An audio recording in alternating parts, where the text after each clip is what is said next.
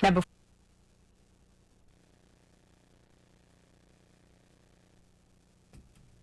Oui, comme nous dit le chef de l'État américain a gagné pour adresser la nation concernant otages ça libéré. Monsieur Lina, North Carolina, côté que les suivi un service matin là, eh bien, chef de l'État américain a gagné pour adresser la nation. In 7 days, 3 additional hostages every 7 days thereafter, including at least 2 American citizens in this first phase. We pray for them and their families. They're going to be a long recovery ahead. By the 16th day of the deal, talks will begin in the second phase. This phase includes the release of Israeli soldiers and a permanent end of the war without Hamas in power or able to threaten Israel. Hundreds of trucks are entering Gaza as I speak. They're carrying assistance for civilians who suffered enormously from the war that Hamas started on October 7, 2023, nearly 15 months ago. Today alone, we anticipate several hundred trucks will enter the Gaza Strip as I'm speaking. And after so much pain, destruction, loss of life, today the guns in Gaza have gone silent.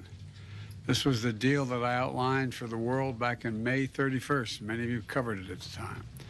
It was endorsed overwhelmingly by folks around the world, including the UN Security Council, unanimously endorsed the deal. And developed in coordination with Egypt, Qatar, and Israel. I've worked in foreign policy for decades, and this is one of the toughest negotiations I've been part of. Many of you who followed these negotiations will attest that the road to this deal has been not easy at all, and a long road. But we've reached this point today because of the pressure Israel built on Hamas, backed by the United States. Some said my policy of a firm support for Israel is relentlessly pursuing diplomacy, risked drawing America into a wider war in the region. I listened to those voices, many of whom I respected a great deal, but I concluded abandoning the course I was on would not have led us to the ceasefire we're seeing today. But instead, it would have risked a wider war in the region that so many feared. Now the region has been fundamentally transformed. Hamas's longtime leader, Sinwar, is dead. Hamas sponsors in the Middle East have been badly weakened by Israel, backed by the United States. Hezbollah, one of Hamas's biggest backers, was significantly weakened on the battlefield, and its leadership was destroyed.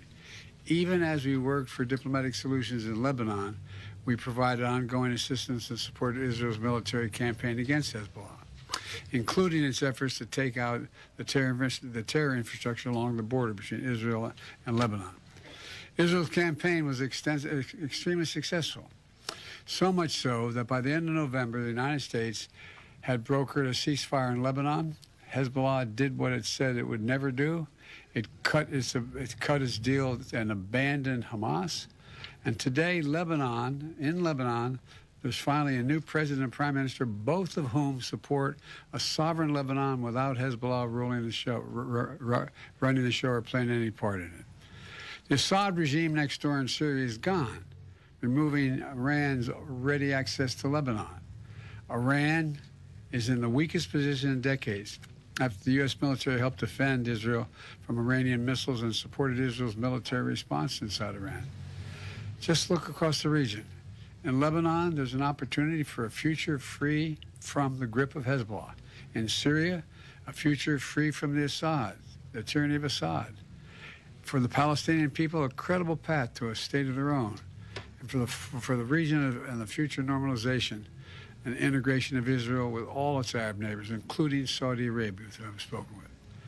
You know, we've had many difficult days since Hamas began this terrible war. We've encountered roadblocks and setbacks, but we haven't given up.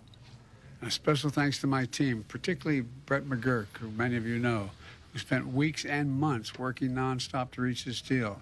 Many of those weeks and months out of the country. Today's ceasefire in Gaza and the release of hostages is a result of a principled and effective policy that we presided over for months. And we got here without a wider war in the Middle East than many predicted. And now it falls on the next administration to help implement this deal. I was pleased to have our team speak as one voice in the final days. It was both necessary and effective and unprecedented. But success is going to require persistence and continuing support for our friends in the region and the belief in diplomacy backed by deterrence. So as we reflect on the news from Gaza today, we also remember all the victims of this war. We're mindful. We're mindful that the pursuit of a lasting peace, while never easy or quick, must always be our calling. So thank you all for listening. May God bless you all. May God protect our troops. I'm looking forward to this deal being fully implemented. And I'm sorry I'm not going to take any questions now because I'm waiting. There's a whole congregation waiting for me, and I'm sure the remainder of the day I'll have an opportunity.